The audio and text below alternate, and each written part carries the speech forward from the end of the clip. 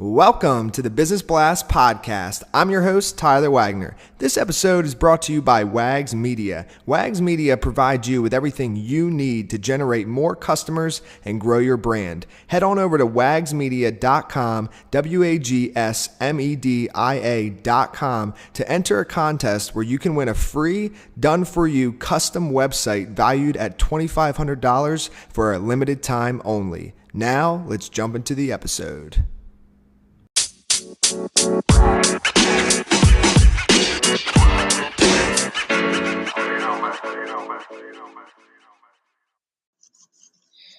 All right, everyone. Welcome back to another episode of the Business Blast Podcast. I'm your host, Tyler Wagner. Today, I have James Ker-Reid with us. He is a sales consultant and sales hacker and CEO of Sales for Startups, which is a consultancy for B2B tech companies that want to rapidly increase their sales revenue. So welcome to the show, man. Thanks a lot, Tyler. Great to be here. Of course, man. Great to have you here. We'll dive into it. The first question I have for you, James, is what is the best story from your life that has an underlying valuable message?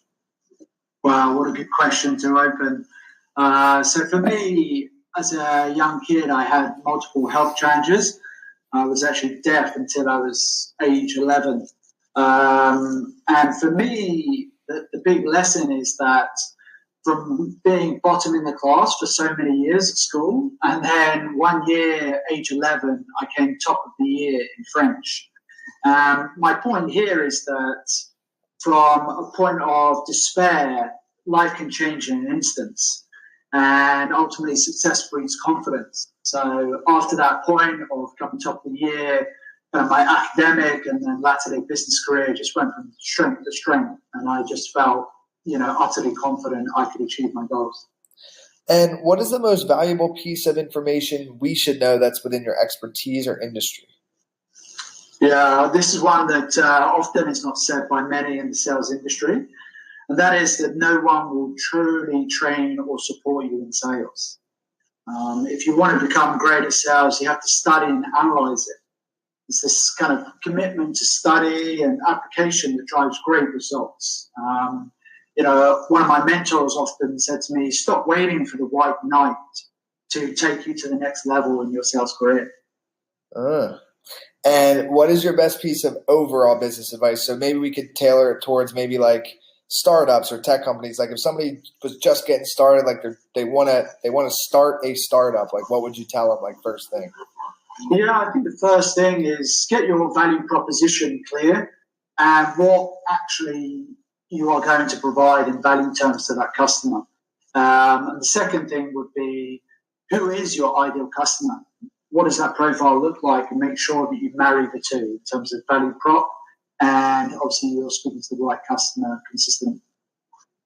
And if you could give your younger self one piece of advice, what would that be?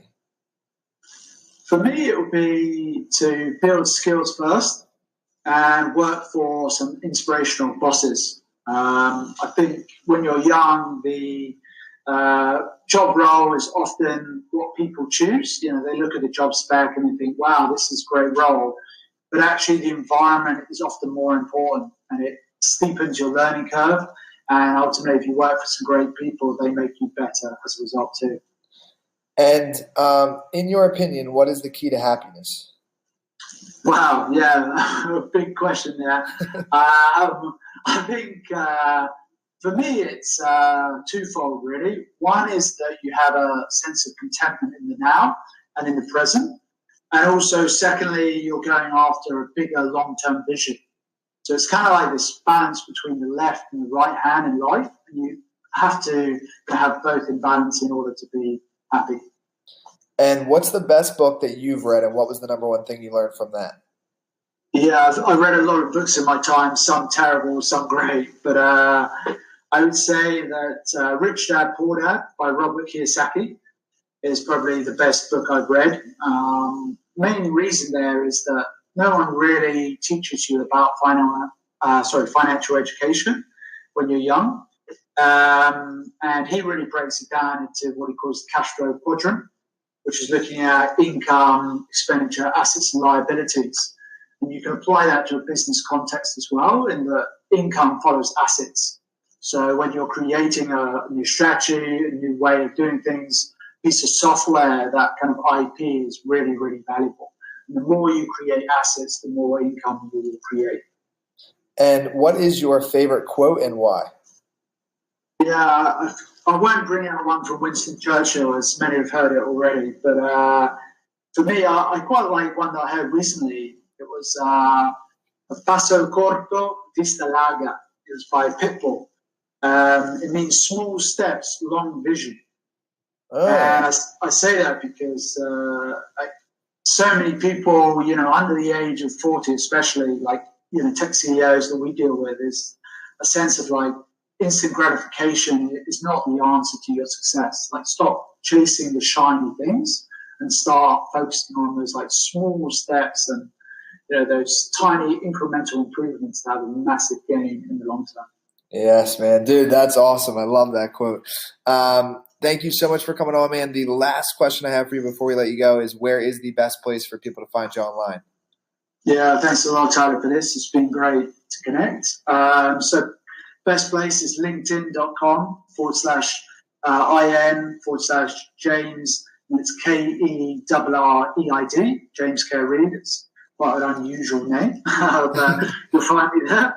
And then alternatively, our website, which is startups.co.uk. So it stands for startups.co.uk.